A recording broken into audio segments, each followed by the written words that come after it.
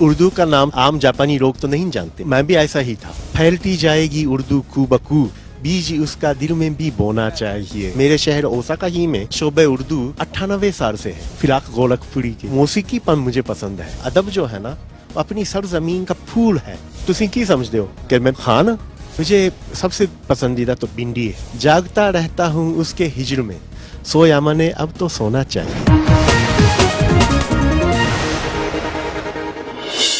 ए हवाओं मेरे पास आओ, तुम्हें खुशबू बना दूं, तू ज़ुबां कोई भी हो, तुझे उर्दू बना दूं। नमस्कार, मैं कुलदीप सरदार। उर्दू एक ख़ूबसूरत ज़ुबान तो है, लेकिन मैं अपने साथ में बैठे हुए शख्सियत की ज़ुबान से जब उर्दू सुनवाऊंगा तो आपको ज़्यादा खूबसूरत लगेगी, क्योंकि वो भारत से नहीं हैं, जापान से हैं। और मैं चाहता हूँ कि वो अपना तारुफ़ आपको पहले ख़ुद ही कराएं। आदाब।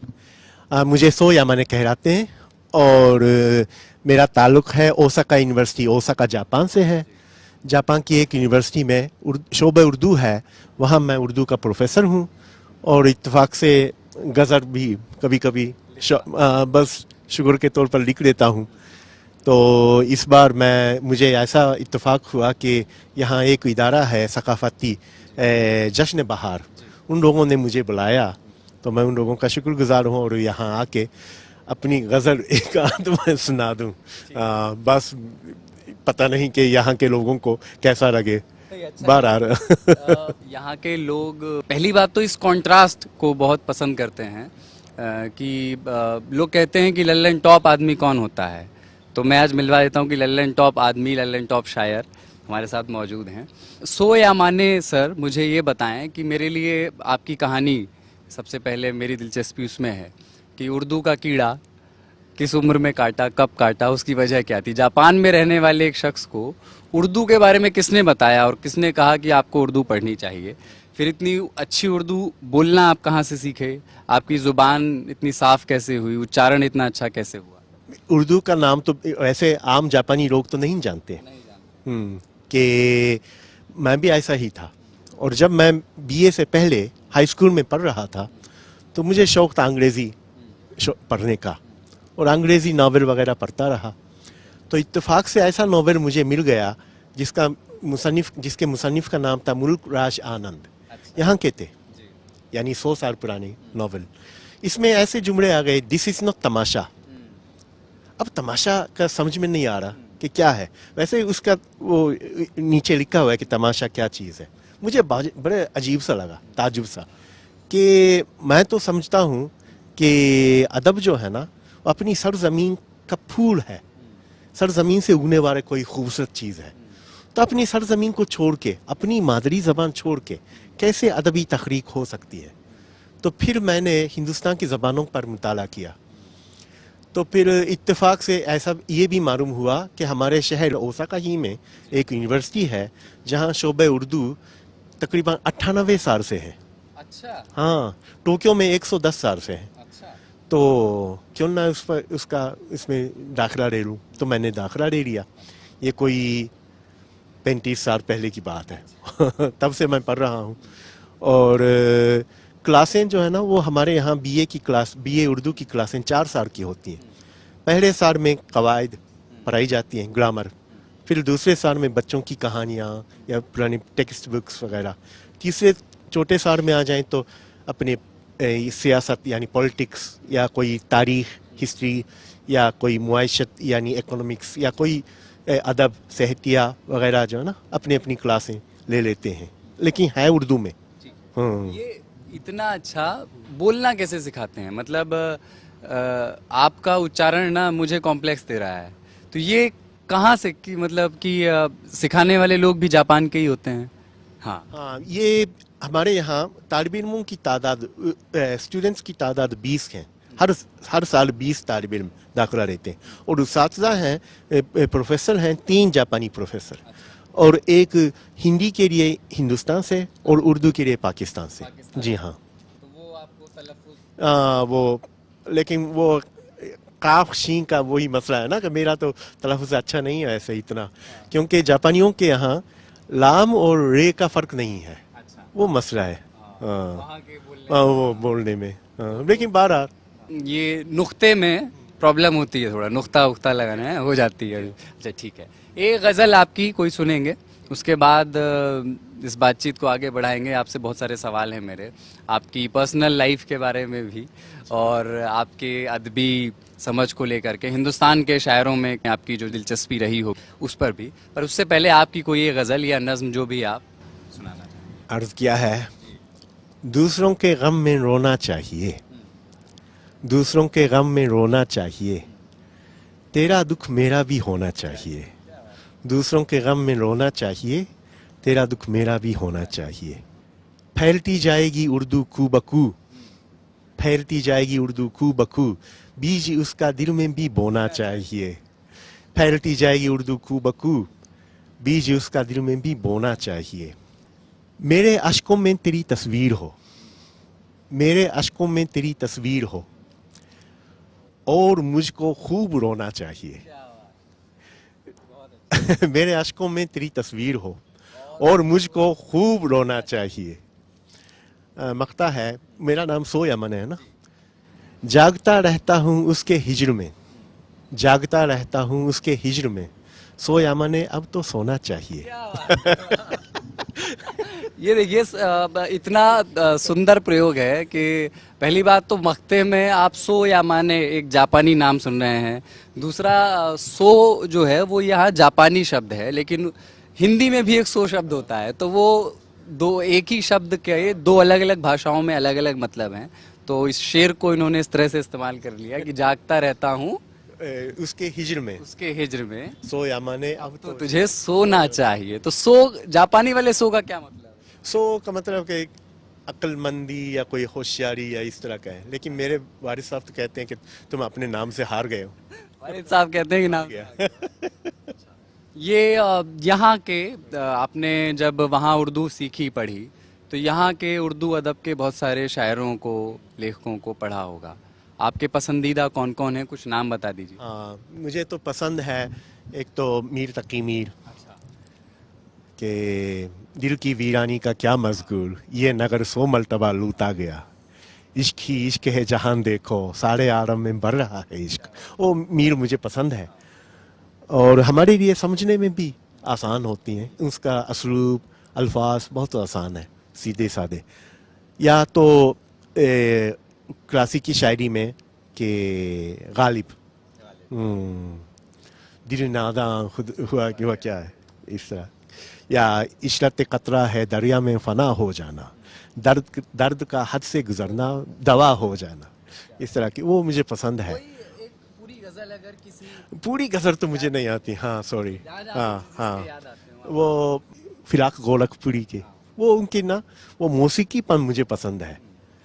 उसके आंसू किसने देखे, उसकी आहें किसने सुनी, चमन चमनता हुस्न भी लेकिन दरिया दरिया रोता था, क्या खूबसूरत। इस तरह का मुझे पसंद है।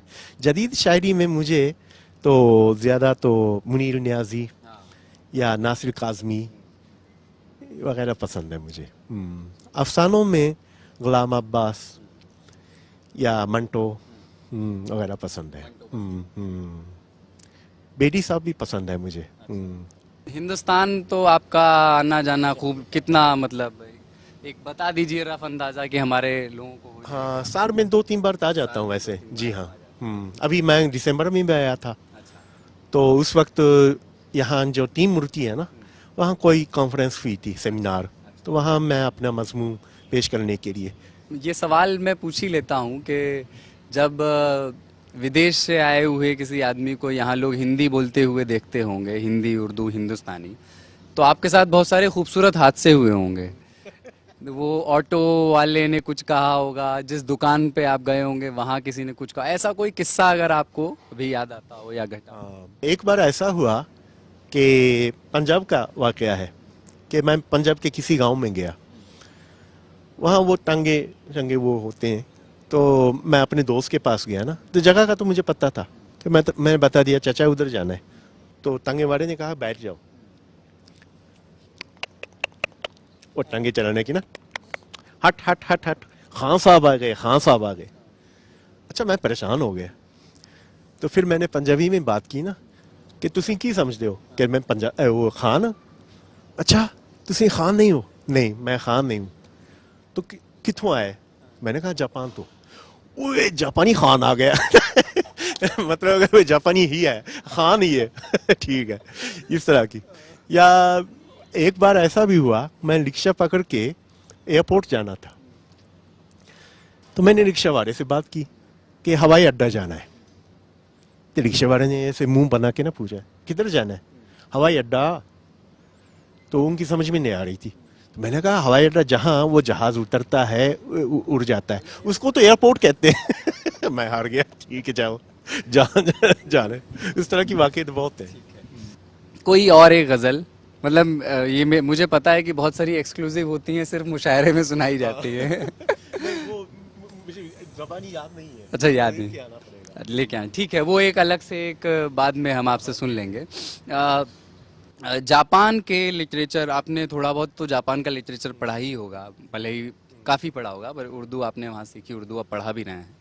ایک سوال میرا یہ تھا کہ جاپان کے لٹریچر میں اور بھارت کے اردو ہندوستانی جو بھی آپ نے پڑھا ہو لٹریچر میں, مطلب آپ کیا کیا چیزیں ایک جیسی پاتے ہیں؟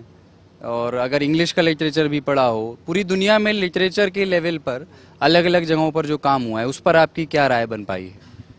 ایک تو یہ ہے کہ جاپانی ساہت یا ادب میں اور ہندی اردو ادب میں بھی ایک مشترکہ چیزیں تو ہیں. یعنی خاص کر کے ان دنوں جو لکھی جاتی ہیں اس میں گھریلو مسائل, نفسیاتی مسئلہ, کوئی کہ صرف عشقیہ نہیں ہے کہ عشق کیسا ہوتا ہے, یہ وہ بات نہیں.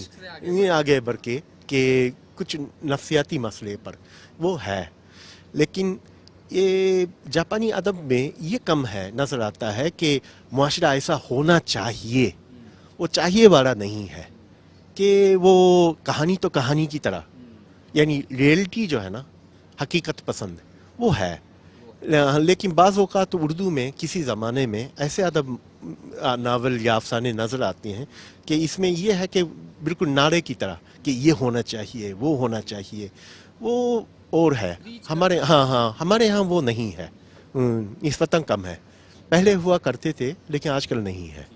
اور ایک چیز کہ ادب نے سرکاروں کے کرٹیسزم کا بھی ایک لمبے سمے تک جھنڈا بلند کیا ہے. آپ کے یہاں کیا حال ہے؟ ہمارے یہاں کے حال ہمیں پتہ ہیں, آپ کو بھی پتہ ہوں گے کیا ہیں. آپ اس پر بھی اگر آپ کی کوئی رائے ہو وہ بھی آپ رکھیں.